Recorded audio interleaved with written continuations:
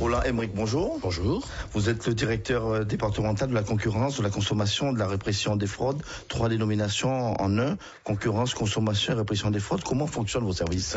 Nos services fonctionnent sur la Martinique toute l'année, mais je veux dire qu'en période de vacances, on essaye de mettre le maximum de personnes sur le pont pour faire face aux vacanciers, pour faire face aux problèmes qui peuvent se poser à ces vacanciers. Donc on fait des contrôles renforcés, on n'est pas seul, on a la répression des fraudes, mais aussi il y a les services vétérinaires pour la partie alimentaire, là il y a la jeunesse et sport pour tous les parcours sportifs, il y a les affaires maritimes pour tout ce qui est plongée, natation, et donc toutes les administrations essayent de prévenir et ensuite de traiter les plaintes que les particuliers nous envoient tout au long de la saison. Donc sur simple demande, on peut faire appel à vous. Voilà, sur simple demande, on peut faire appel à nous et on intervient aussitôt en dépannage. Alors dans les pièges à éviter en période de vacances, vos services ont sorti récemment une note sur la location des véhicules sur Internet.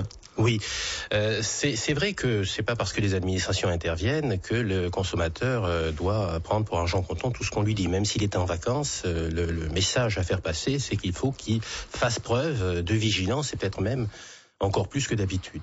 Et donc le phénomène, je dirais, Internet fait que, on va parler des locations de voitures, mais on pourrait le dire aussi sur les voyages qui sont offerts sur Internet.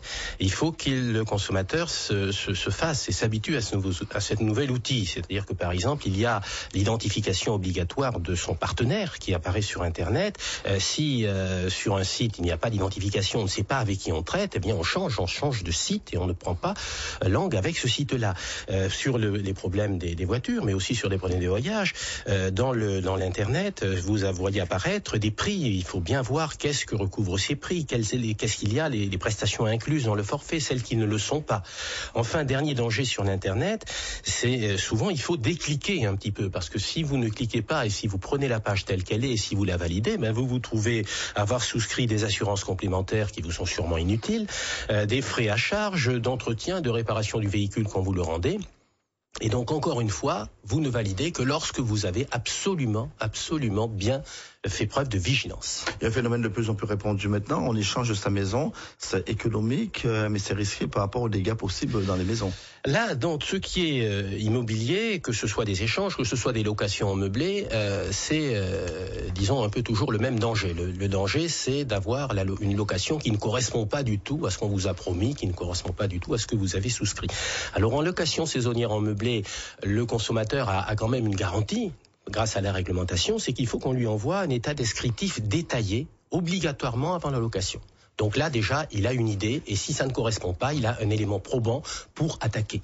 Parce que là, c'est souvent la publicité mensongère. On vous dit que vous êtes au bord de la mer et vous êtes à 1 kilomètre. On vous dit que vous avez une vue sur ceci et vous avez une vue sur une arrière-cour. Enfin, il y a des tas de publicités mensongères dont il faut vraiment se prémunir. Les sollicitations, cette période, concernent surtout les meublés ?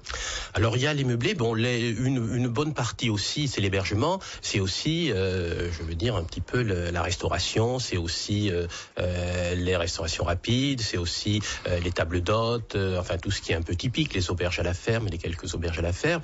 Et donc là, il y a un autre aspect qui est l'aspect hygiène. Bon, il faut évidemment vérifier la chaîne du froid, il faut vérifier les dates limites des produits. Enfin, au niveau des contrôles, au niveau du consommateur, si vous avez une information préalable sur le prix, sur les menus, donc ça c'est avant d'entrer dans l'établissement, il y a suffisamment de choix pour faire jouer la concurrence.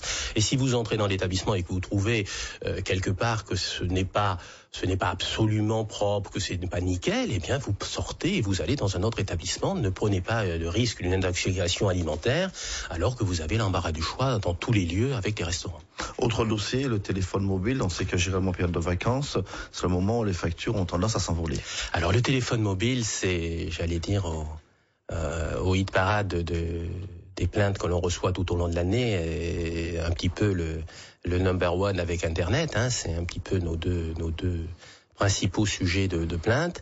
C'est vrai que ça continue. Donc là, le consommateur ne doit pas hésiter à nous saisir, puisqu'on a mis en place avec les opérateurs une forme de médiation, c'est-à-dire l'opérateur répond et nous donne le détail de l'affaire lorsque l'on reçoit une plainte de consommateur.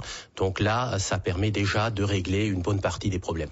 Il y a quelques problèmes qui restent vraiment chaque partie reste sur ses positions, ça reste du droit civil, et donc là, in fine, il faudra qu'un juge tranche le litige pour dire qui a raison ou qui a tort. Il y a de plus en plus d'appels pour les cartes prépayées, c'est une formule pour éviter les surprises? Ça peut être une formule pour éviter les surprises, mais bon, ceci dit, il y a beaucoup de consommateurs qui ont depuis des années l'opérateur, le téléphone, et pour qui tout marche bien. Enfin, il ne faut pas non plus peindre en noir complètement le secteur. En cette période de Coupe du Monde, on s'intéresse aussi aux téléviseurs. La TNT, la télévision terrestre numérique, le standard retenu pour la Martinique, c'est le MPI4. Obligation est donc faite aux constructeurs de livrer les nouveaux téléviseurs avec cette norme. Alors avec cette Coupe du Monde, est-ce que vous avez contrôlé les anciens stocks? On ne les a pas remis en service? Alors, là aussi, je pense que c'est pas pour l'immédiat, ce sera sûrement pour la rentrée. On nous demandera sûrement d'aller vérifier les stocks, d'aller vérifier aussi, il ne faut pas oublier, les adaptateurs, enfin les modulaires, qui vont automatiquement pour les anciens appareils être obligatoires,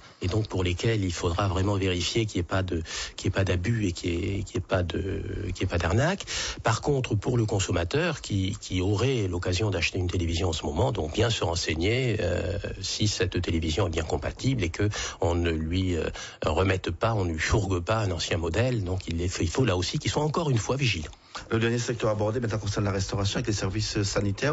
Une présence plus soutenue sur le terrain? Absolument, absolument. Bon, là, on se partage un petit peu le travail avec les services vétérinaires. On essaye de faire le maximum de contrôles préventifs. Dans les lieux touristiques, on intervient, on fait des contrôles...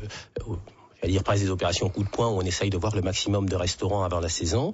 Et ensuite, pendant la saison, là aussi, encore une fois, il faut que le consommateur n'hésite pas à nous prévenir s'il s'aperçoit qu'on lui vend un produit pour un autre et que ce qu'il a dans l'assiette n'est pas du tout le produit qui figure sur la carte, ce qui est quand même quelque chose d'assez répandu au niveau de la publicité mensongère. Et pour la restauration ambulante? Alors pour la restauration ambulante, pour nous, c'est exactement la même chose, c'est-à-dire qu'il faut qu'il y ait...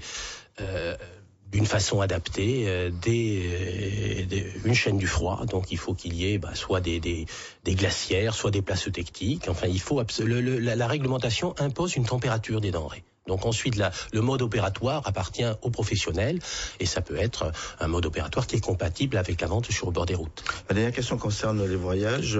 Il y a de cela quelques semaines, il y a un groupe qui devait partir sur une certaine destination.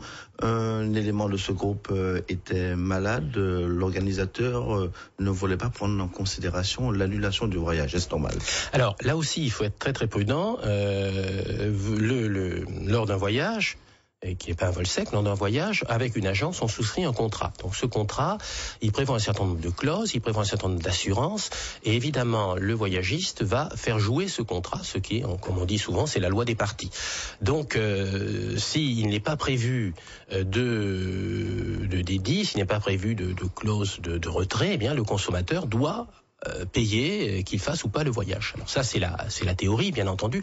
Ensuite, il y a ce que les tribunaux appellent la force majeure, qui est reconnue et qui a une abondante jurisprudence, et ce qui fait que lorsqu'on a un événement grave, un deuil, par exemple, dans sa famille proche, qui fait que, bien évidemment, on peut pas partir en vacances le cœur léger à la suite de ça, eh bien, les professionnels qui reçoivent une demande de remboursement accèdent généralement à la demande parce qu'ils savent que la jurisprudence derrière reconnaîtra le cas de force majeure. Merci Roland Aymeric. Je rappelle que vous êtes le directeur départemental de la concurrence, de la consommation et de la répression des fraudes. Et en ce qui concerne ces périodes de vacances, le téléphone 59 55 14 pour solliciter vos services. Merci.